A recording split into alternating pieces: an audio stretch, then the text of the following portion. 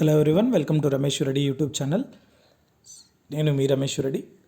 So ఈరోజు intermediate second year ప్రాక్టికల్కి సంబంధించి ఎగ్జామ్లో ఏ విధంగా క్వశ్చన్ పేపర్ వస్తుంది, ఏమేమి టాపిక్స్ ఉంటాయి, ఎలా ఎగ్జామ్ రాయాలి, ఫుల్ మార్క్స్ ఎలా తీసుకోవాలి అనే దాని గురించి జువాలజీ సబ్జెక్ట్ సంబంధించి మనము ఈ వీడియోలో చూద్దాం. వీడియోని పూర్తిగా చూడండి, స్కిప్ చేయకుండా చూడండి. దాంతోపాటుగా ఇంకెవరైనా మన ఛానల్ని సబ్స్క్రైబ్ చేసుకున్నట్లయితే వెంటనే సబ్స్క్రైబ్ చేసుకుని ప్రతిరోజు ప్రభుత్వ ఉద్యోగులకు సంబంధించిన సమాచారం, దాంతోపాటుగా ఎడ్యుకేషన్ సంబంధించిన సమాచారం కూడా మన ఛానల్ ద్వారా పొందవచ్చు. చూద్దాం ఈ వీడియో మొత్తం.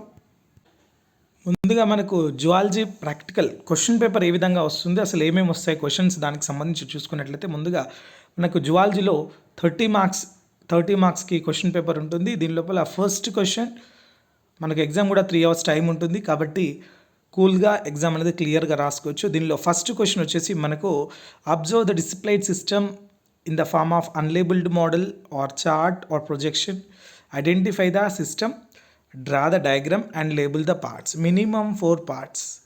So identify the system name identification, draw the diagram, neat labeled diagram. So for this you will get 6 marks. So in this identification 1 mark, diagram 3 marks, labeling 2 marks. సింపుల్గా మనకు చార్ట్ మ్యాక్సిమం అన్ని కాలేజెస్లో charts వేస్తారు. Charts అక్కడ project చేసినప్పుడు క్లియర్గా అక్కడ already diagram ఉంటుంది కాబట్టి డయాగ్రామ్ని చూసి ఎక్కడ డ్రా చేయాలి, నీట్గా లేబుల్డ్ డయాగ్రామ్ చేస్తే మనకు 3 marks వస్తాయి. అది ఏంటిదని ఐడెంటిఫికేషన్ చేయాలి, అది ఏ చార్ట్ అనేది. సపోజ్ మనకు డైజెస్టివ్ సిస్టమ్ రావచ్చు, హ్యూమన్ డైజెస్టివ్ సిస్టమ్ రావచ్చు, కాక్రోచ్ డైజెస్టివ్ సిస్టమ్ రావచ్చు, ఎర్త్వామ్ డైజెస్టివ్ సిస్టమ్ రావచ్చు. ఇట్లా మనకు టోటల్ 13 సిస్టమ్స్ అనేటివి ఉన్నాయి. వాటన్నిటికి సంబంధించి మనకు ఒక చార్ట్ అనేది ఒక్కటే బ్యాచ్ మొత్తానికి ఒకటే చార్ట్ వేస్తారు. దానికి సంబంధించి మనకు ఫస్ట్ క్వశ్చన్ ఈజీగా 6 marks అనేది గ్యాదర్ చేయొచ్చు. బికాజ్ మనకు డయాగ్రామ్స్ ఈజీగా ఉంటాయి కాబట్టి డయాగ్రామ్ వేసి లేబులింగ్ ఐడెంటిఫికేషన్ ఈజీగా 6 marks ఇక్కడ మనకు వచ్చే ఛాన్స్ ఉంటుంది. దాంతోపాటుగా మనకు ఎక్స్పెరిమెంట్ మనకు ఉండేదే జువాలజీలో 5 experiments ఉంటాయి. 5 experiments ఒకటే ఎక్స్పెరిమెంట్ మనకు వస్తుంది ఈజీగా. 5 experiments సంబంధించి మనము ప్రిన్సిపల్, ప్రొసీజర్స్, రిజల్ట్ అనేది క్లియర్గా గుర్తుపెట్టుకోవాలి. ప్రిన్సిపల్ కంపల్సరీ, మనకు ప్రొసీజర్ మనం సింపుల్గా ఏ విధంగా పర్ఫామ్ చేస్తామో ఎక్స్పెరిమెంట్ అనేది దానికి సంబంధించి. సో ప్రొసీజర్ 3 marks ఉంటుంది. స్టెప్ వైజ్గా రాయాల్సి ఉంటుంది. స్టెప్ వైజ్గా మనము ప్రొసీజర్ అనేది రాయాల్సి ఉంటుంది కాబట్టి దానికి సంబంధించి కూడా క్లియర్గా రాయాల్సి ఉంటుంది నీట్ హ్యాండ్ రైటింగ్తో. సో అదేవిధంగా మనకు ప్రిన్సిపల్, అసలు ఆ ఎక్స్పెరిమెంట్కి సంబంధించి మెయిన్ ప్రిన్సిపల్ ఏంటిది, మీకు దాదాపుగా అందరి దగ్గర మాన్యువల్స్ ఉంటాయి, మాన్యువల్స్లో ఉంటాయి. సో దానికి సంబంధించి ప్రిన్సిపల్, ప్రొసీజరు, రిజల్ట్ దీనికి సంబంధించి మనం క్లియర్గా డ్రా చేయాల్సి ఉంటుంది ఏదన్నా ఎక్స్పెరిమెంట్కి సంబంధించి. దాంతోపాటుగా రిజల్ట్ క్లియర్గా ఉండాలి, ప్రొసీజర్ క్లియర్గా స్టెప్ వైజ్గా రాయాల్సి ఉంటుంది. అసలు మనకు ఈ ఎక్స్పెరిమెంట్కి సంబంధించి ఏ విధంగా అంటే మనకు మొత్తం 4 శాంపిల్స్ అక్కడ ABCD అనే 4 శాంపిల్స్ ఇస్తే మనం 4 శాంపిల్స్ని మన ఎక్స్పెరిమెంట్ పర్ఫామ్ చేయడానికి జనరల్గా మనం టెస్ట్ ట్యూబ్స్ తీసుకుంటాం. దానిలో శాంపిల్స్ తీసుకొని మనకు ఏదైతే రియేజెంట్తో రియాక్షన్ ఉంటుందో ఆ దానికి సంబంధించి యాడ్ చేసి మనకు స్టెప్ వైజ్గా ప్రొసీజర్ వైజ్గా ఫాలో కావాల్సి ఉంటుంది.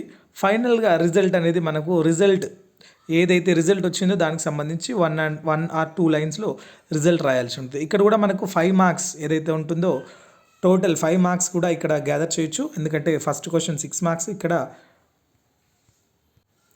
సో 5 + 6 మనకు 11 marks ఇక్కడే వచ్చేస్తాయి. సో దాంతోపాటుగా మనకు రికార్డ్ అనేది మనకు ఈజీగా 5 marks ఉంటాయి.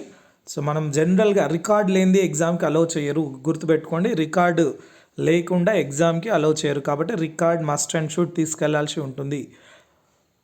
అదేవిధంగా మనకు థర్డ్ క్వశ్చన్ వచ్చేసి ఈ ABCDEFG అనే స్పాటర్స్ ఉంటాయి. మనకు స్పాటర్స్ అంటే దీని లోపల మనకు స్లైడ్స్ ఉన్నాయి.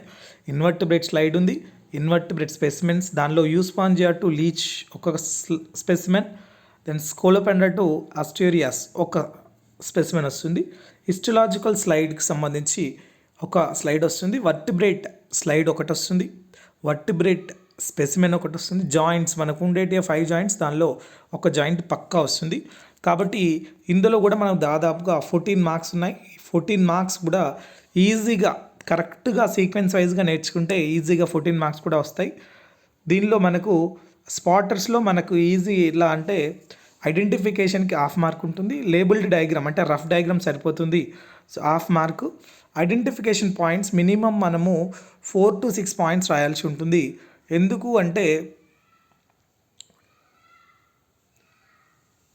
దాని క్లాసిఫికేషన్ ఏముంటుంది, దానిలో నీకు ఏ విధంగా అబ్జర్వ్ చేస్తావు, అసలు ఎట్లా ఐడెంటిఫై చేసావనే ఐడెంటిఫికేషన్ మార్క్స్ ఒక 4 to 6 రాయాల్సి ఉంటుంది. సో రికార్డ్ దీనికి సంబంధించి మనకు 5 మార్క్స్. ఇది మనకున్న ప్రాక్టికల్ క్వశ్చన్ పేపర్. సో మనం అన్ని క్వశ్చన్స్ కరెక్ట్గా సీక్వెన్స్ వైజ్గా నేర్చుకుంటే ఈజీగా ఫుల్ మార్క్స్ తెచ్చుకోవచ్చు. So all the best.